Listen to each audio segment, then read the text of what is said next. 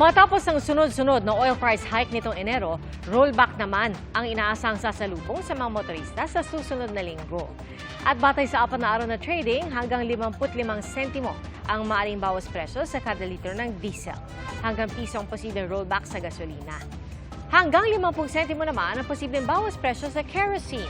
At ayon sa Oil Industry Management Bureau ng Energy Department, kabilang sa mga dahilan ng bawas presyo ay ang muling pagbubukas ng mga oil refinery at mga pantalan sa US Gulf Coast.